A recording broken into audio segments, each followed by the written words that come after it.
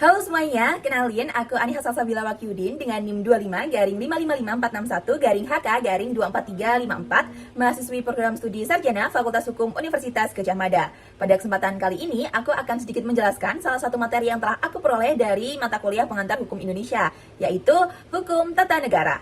Alasan aku memilih Hukum Tata Negara adalah karena aku prefer dengan beberapa isu pemerintahan dan aku memiliki ketertarikan untuk masuk di Departemen Hukum Tata Negara. Sebenarnya, apa sih hukum tata negara itu? Jadi, hukum tata negara merupakan cabang ilmu yang mempelajari negara dengan keadaan pasif, yaitu terkait dengan struktur, organisasi, lembaga negara, serta berlakunya undang-undang dasar dan undang-undang. Hukum tata negara berbeda dengan hukum administrasi negara, di mana jika hukum administrasi negara melihat negara dalam keadaan bergerak, khususnya aktivitas pemerintah dan hubungan antara pemerintah dengan rakyat.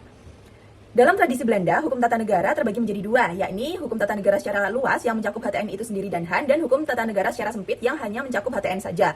Tokoh seperti Lokman dan Van Vollenhoven memandangi HTN sebagai hukum yang mengatur organisasi negara, wilayah, dan badan-badan yang berkuasa.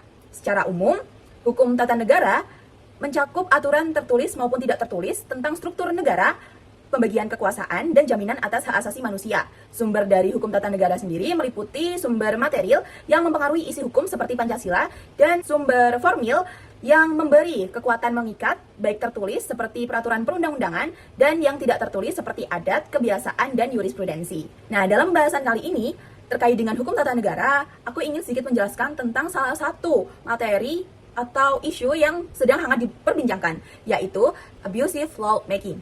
Sebenarnya apa sih abusive lawmaking itu? Abusive lawmaking merupakan konsep penyalahgunaan wewenang dalam proses pembentukan undang-undang, di mana dalam demokrasi konstitusional hal-hal seperti partisipasi publik, transparansi, dan akuntabilitas merupakan poin-poin utama dalam proses pembentukan undang-undang. Namun, dalam realita atau praktik abusive lawmaking, hal-hal tersebut tidak lagi menjadi hal yang krusial. Kita bisa melihat praktik abusive lawmaking ini dalam proses pembentukan dan perancangan RUU KUHP yang baru saja disahkan pada tanggal 18 November 2025. Saya mengatakan pengesahan RUU KUHP ini sebagai praktik dari abusive lawmaking bukan tanpa alasan. Sebab dalam proses pembentukan RUU KUHP mulai dari bulan Februari 2025 sampai November 2025 kemarin, dalam setiap bulannya, dalam setiap rapatnya, rancangan undang-undang itu selalu berbeda. Dan lebih mencengangkannya, rancangan undang-undang KUHP di tanggal 13 November dengan di tanggal 18 November itu amat sangat berbeda. Lebih mencengangkan lagi apabila kita melihat draft rancangan undang-undang KUHP itu baru diunggah tanggal 18 November pagi harinya, sebelum siang menuju sorenya, di tanggal yang sama RUU KUHP juga disahkan. Lantas di mana peran kita sebagai masyarakat memberikan meaningful participation? Ini menjadi pertanyaan kami, apakah sebenarnya suara kami, kritik, dan saran kami tidak lagi digunakan dalam proses pembentukan undang-undang?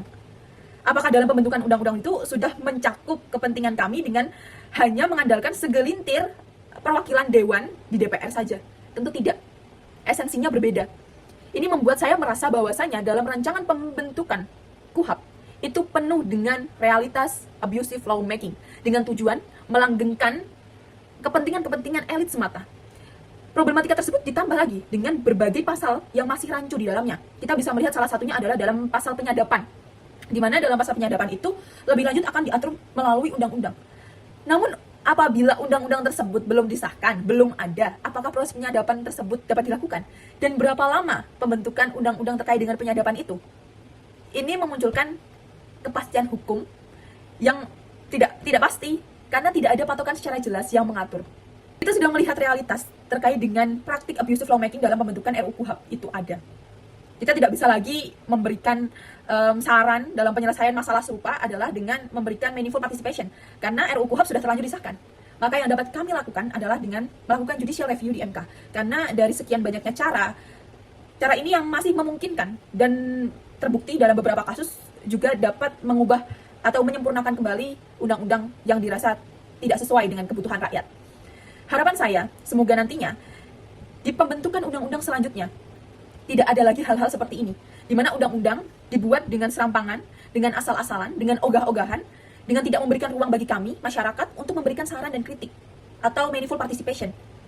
Tidak lagi draft undang-undang diunggah di pagi harinya, lalu kemudian sore harinya disahkan.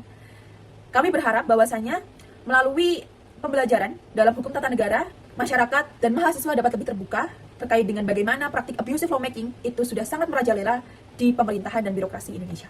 Mungkin itu yang dapat aku sampaikan. Terima kasih dan sampai jumpa.